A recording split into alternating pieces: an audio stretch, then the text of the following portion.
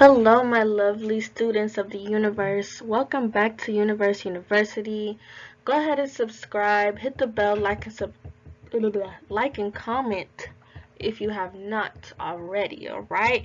So, again, we are in Astrology 101. If you do not know, this is what class we're in. We're in Astrology 101. I'm your professor, Ocean Goddess. Guys, I don't know. Every time I say professor, it's like I have like this little slur to it. It's like, oh my god, why can I say that word? I don't know. I'm your professor, Ocean Goddess, though.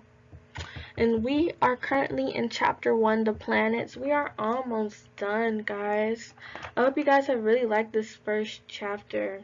I know you guys are going to like the chapters to come, if you like this first chapter. But let's get right into it.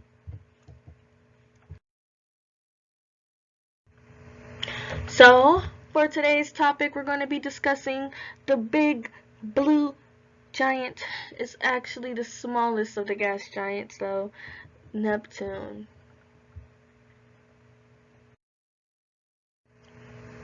So, some keywords when we're describing Neptune is mystery, confusion, enchantment, wondering, passivity, and secret enemies. Okay, so Neptune is this nice big blue planet. All right, I'm not entirely sure if it's just frozen water or if it's like kind of gassy there too. I gotta look more into those details, but I've always just thought that Neptune was just like full of water or some shit because it's like blue. Excuse my language. And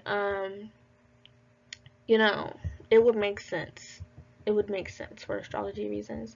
But these are the rings around Neptune, and I do want to point them out because Neptune, as you can see, like the rings, there's like spaces in between them. And Neptunian energy is known for having kind of like a lack of boundaries or issues kind of implementing boundaries. So it's so cool to me that the rings aren't like all stable like Saturn's ring. Saturn's rings, they ain't letting nobody in that shit. No, I'm kidding. But they're very well put together is what I'm trying to say. And it's so crazy that you can actually see that just visibly with the planet, because that's the same way the energy kind of goes. And this is the symbol of Neptune, the planet Neptune. So this is what you'll see in an astrology chart. It may or may not have these arrows. I'm not entirely sure. Some of them do, some of them don't. But yeah, Neptune kind of looks like this. It kind of reminds me of that staff that like the merman from like the Little Mermaid. I'm sorry guys, I don't know his name. I'm not very well cultured on the Little Mermaid. But it does look like that staff. I know what that staff looks like. But yeah, that's what it reminds me of. So let's get into some information on Neptune from the Black Moon Astrology Cards Guidebook. Again, link will be down below. Information will be down below on this book if you want to go ahead and look and get it for yourself. But Neptune, although nebulous, hazy, and indirect, the energy of Neptune is one of the easiest to see. Where Neptune is placed in a chart is where we are most inspired, but also an area where we deceive ourselves. It is the place of mishaps, bringing undercurrents of strangeness. So for many, Neptune is a source of many troubles since this planet indicates escapism as well as beauty. Dreams, film, art, disappointment, and revere. You guys are gonna have to help me with that one. All fall under the rulership of Neptune, refusing to look at what's real or simply unable to see what's real, as well as seeing enemies as friends and vice versa, are all some traits brought on by this watery planet. You see, I think it does have a whole bunch of water. So Neptune is a place of beauty which is ethereal. Ethereal? Ethereal. Sorry guys. And not so easily reached. Neptune is inspired visions coupled with nebulous thinking. Neptune represents glamour. The word glamour comes from the French word grimoire and is also connected to the word grammar, meaning to create magic or cast a spell. Alright, some other values of Neptune is poetry, music, art, and psychic mediumship. Okay, so let's talk a little bit about Neptune. I feel like I really butchered that, with all my, stuttering. I'm so sorry, guys.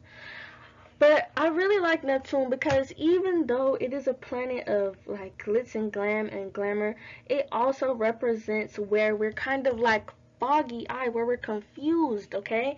And the reason why that is because Neptune energy is so ethereal that you kind of can't tell. That's where our illusion sets in, because with Neptune, another thing, I'm not sure if they said this, but oh, they did. Dreams. I did say dreams. So it does kind of rule over our dreams. And sometimes you wake up from a dream feeling really confused, like, what the fuck was I doing? So that confusion energy is just Neptunian energy, and that confusion also plays a role in whether or not, depending on how Neptune affects you in your chart. But it does affect how we can see people, how we see people in certain friendships and relationships, and it also can, depending on our Neptune placements in our chart, we can tell what we might not be looking at, in the most, what way I want to say. We're not looking at them in the most logical way. So, and wherever Neptune is in your chart, you're going to feel a lot more hazy, no matter where it's placed, no matter what astrology placement you have. Wherever Neptune is, you're going to feel very hazy in those areas of life. So if you have Neptune in your chart dealing with friends, you know what? We're gonna get into that later. I'm getting a little bit too deep, aren't I? I know you guys are probably like, no, continue. We'll get into it. I promise. I promise we'll get into it as we get more into the signs, as we get more into the houses, because I can just talk about this all day long, but I need you guys to also understand what I'm talking about. And if you're watching this video, it's probably because you want to know what all this stuff means. So we'll get there. My bad, guys, for leading you on like that. But anyways, let's get into the fun facts.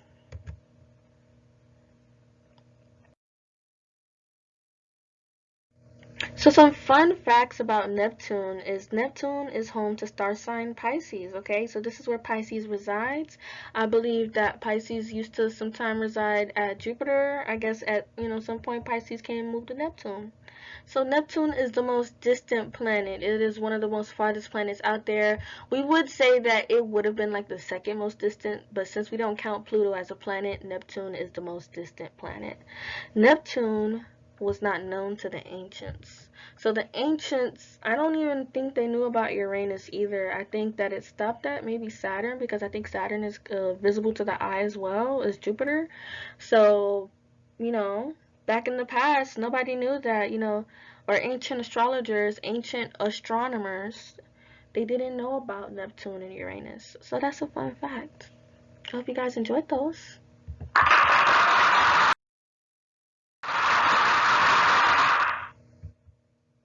So I just want to thank you guys for tuning in to another university class in Astrology 101. I hope you guys enjoyed all of the facts and information given to you today. And if you like this video, you want more content like this, go ahead and like and leave a comment. Alright. I hope you guys have a beautiful day. Bye-bye.